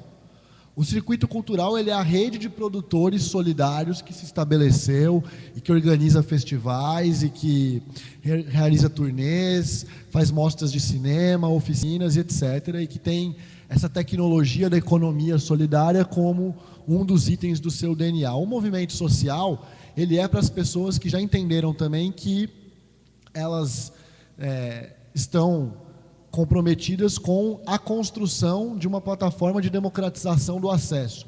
Que onde que está a linha tênue entre essas duas coisas? Em determinado momento, a gente corria um risco de parar e se contentar assim, peraí, eu já arrumei uma coisa aqui para mim fazer que é minimamente mais legal do que o emprego daquele meu amigo que virou contador ou que virou advogado. Eu sou produtor cultural, eu tenho esse caixa coletivo aqui, eu trabalho com banda e artista do Brasil inteiro, então isso aqui tá bom. Só que os ativos que são gerados pela conexão em rede, pela disponibilidade das pessoas em participarem desse projeto comum, eles são muito maiores do que só a de um emprego alternativo. Então, a responsabilidade do gerenciamento deles, ela desperta essa clareza de que um processo de decisão tem que ser tomado. E, nesse sentido, a partir do momento em que o agente se sente também disposto a ser orgânico do movimento social, a questão do comprometimento com o investimento no outro, para que mais pessoas possam estar se formando nessa perspectiva, ela passa a ser algo que você tem que praticar para o seu discurso estar coerente com a sua prática. Essa clareza toda, ela traz uma coisa bem legal também, que é assim, no final das contas, a gente não está falando então da construção de uma sociedade alternativa. Não é esse o propósito do Fora do Eixo, criar um Facebook onde as pessoas que têm login estão lá dentro e elas vivem aquele mundo, porque o Facebook ele é uma internet dentro da internet, né? Você não acha as informações que estão no seu Facebook buscando no Google. É fechado ali dentro, né? E a gente estava começando a falar, será que é interessante a gente caminhar para isso?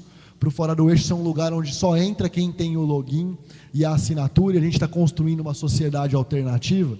E, na verdade, a gente percebeu que não, que o que a gente tinha era uma ferramenta capaz de disputar a única sociedade que existe, né? E ela está em disputa. A gente tem um projeto branco e um projeto pardo, né, numa situação antagônica há muito tempo. E as pessoas que estão a serviço do projeto branco jogam pesados, estão articulando em favor dele. É claro que a gente também está no século XXI, que é um século que também vem cada vez mais dando passos no sentido de substituir a guerra pelo diálogo, né? Um momento muito menos belicoso e de mais conversa do que a gente tinha no século passado. Então, num momento como esse, a clareza que a gente tem que ter é de que lado da mesa que a gente vai sentar, mas que para o diálogo a gente vai, isso já está dado. Então, os campos de parceria com o Fora do Eixo não precisa ser para sentar na mesma cadeira. A gente estando do mesmo lado da mesa já vai ter uma predisposição da gente avançar junto, sempre muito grande. Em relação a isso que o Cláudio coloca, de que cabe a cada um também entender como usufruir, é muito bacana. Tem um item da nossa carta de princípios que ajuda a ilustrar isso, que é o item 1, na verdade. Que é assim, imagina, o Fora do Eixo é um movimento de classe média também, né? Hoje ele foi construído nesse segmento social e a maioria das pessoas que estão dentro vem da classe média.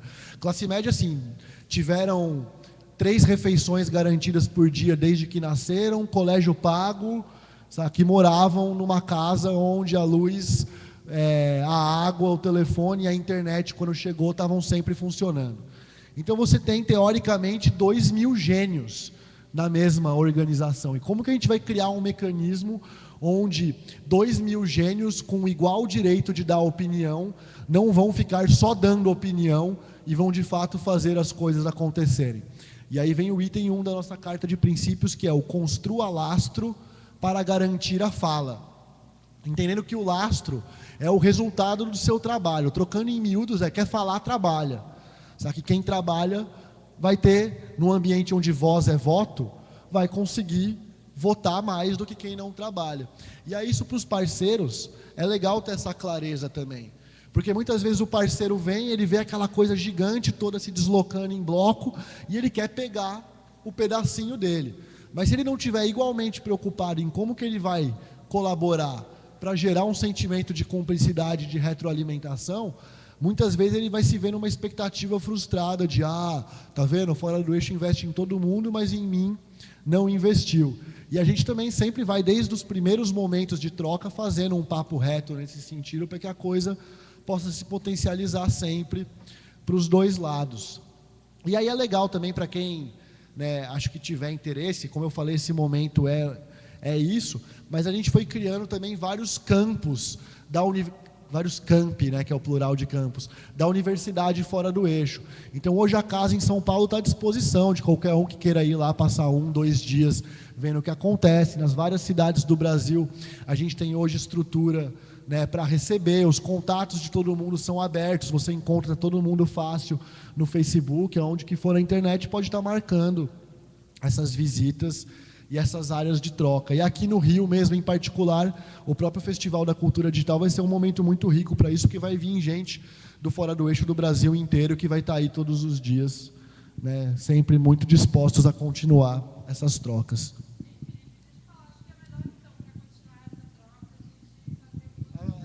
Vou mudar o formato, né? Ótimo. Aprovadíssima a ideia.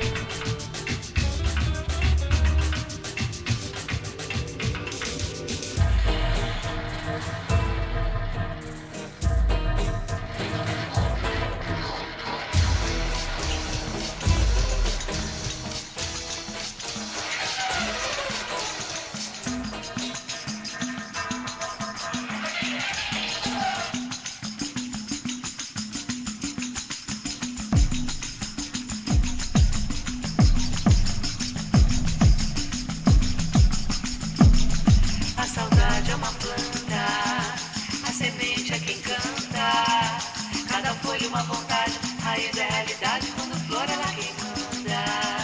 A saudade é uma planta, a semente é quem canta. Cada folha uma vontade, raiz é realidade quando flor ela quem manda. Quando as pétalas, seu perfume alcança, o caule que dança, o pólen da saudade. Quando as pétalas, o perfume alcança, o caule que dança, o pólen da saudade. Nos buquês dessa cidade, cada rosa é uma santa. Entre todos ela encanta com tanta simplicidade. Quantas pétalas, verdade, um buquê de flores custa. O olho da cara busca a solução da sociedade. A saudade é uma planta, a semente é quem canta. Cada folha uma vontade, raiz é realidade quando flor ela quem manda. A saudade é uma planta, a semente é quem canta. Cada folha uma vontade, raiz é realidade quando flor. E é isso aí, rapaziada. Vocês curtiram através do Buraco Cavernoso. Vocês curtiram aí através do Buraco Cavernoso o debate do mosaico, os encontros, intervenções, realizado pela Praga Conexões. Tava ali o pessoal do Fora do Eixo, né? E a gente vai conversar daqui a pouquinho com o pessoal do Fora do Eixo, o pessoal que tava ali conversando com vocês aí durante esse tempo sobre as conexões intra e internet. E é isso aí, daqui a pouquinho a gente vai estar conversando aqui com os palestrantes. Só um segundinho, galera, Buraco Cavernoso no ar, boladão, aquecendo as turbinas pro Fórum da Cultura, pro Festival da Cultura Digital, que vai acontecer dia 2, 3 e 4 de dezembro, no Museu de Arte Moderna, no MAN, aqui na Praia do Flamengo, aqui no Rio de Janeiro. Então aguenta aí que a gente já tá voltando com a galera aí para dar uma entrevistada. Valeu!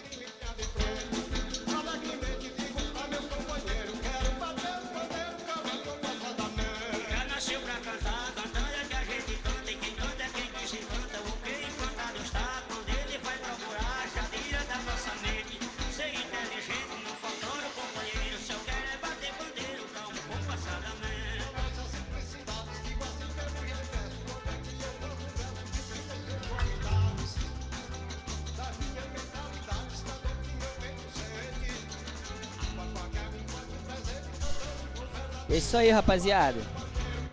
Isso aí, estamos de volta aqui agora. Vamos falar com o Cláudio Prado. E aí, Cláudio, beleza, cara?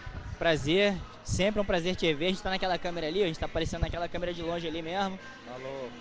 Cara, um prazer escutar o que você tem a falar sobre essa experiência do Fora do Eixo. Eu não tenho nada para te perguntar, na verdade. Eu só queria que você encerrasse o programa, encerrasse a transmissão, dando um alô para a galera que está em casa.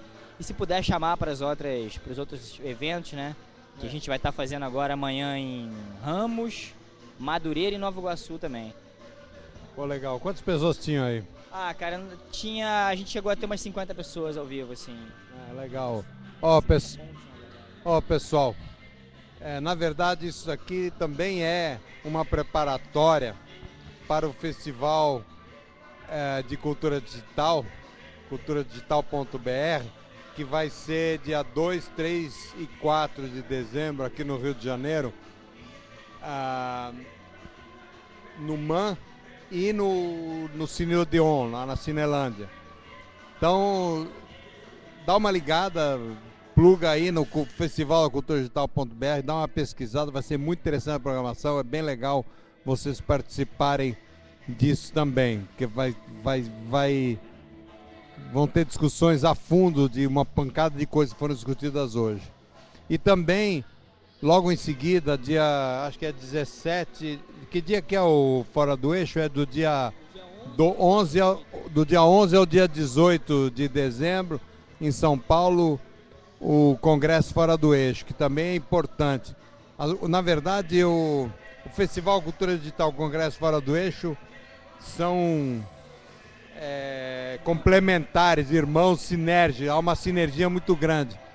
Então, acho legal também todo mundo se ligar nessas duas questões, e eu acho sempre legal a oportunidade de falar e de trocar ideia com as pessoas, e acho legal quando tem pouca gente, porque são pessoas interessadas e cria-se um diálogo bem próximo das pessoas. Eu acho interessante isso. Não tenho nada contra ver mais gente, mas eu não tenho nada contra audiências pequenas, porque eu vejo nessas pessoas que vêm para coisas assim um profundo interesse, e pessoas que estão buscando uma rota, e quando o que a gente está fazendo pode ajudar as pessoas a achar a sua rota, isso é muita coisa, e é isso que vem acontecendo muito nesses eventos, nessas coisas que a gente tem participado, tanto do povo da Casa da Cultura Digital como do Fora do Eixo. Então, maior prazer, grande barato, um beijo a todos aí.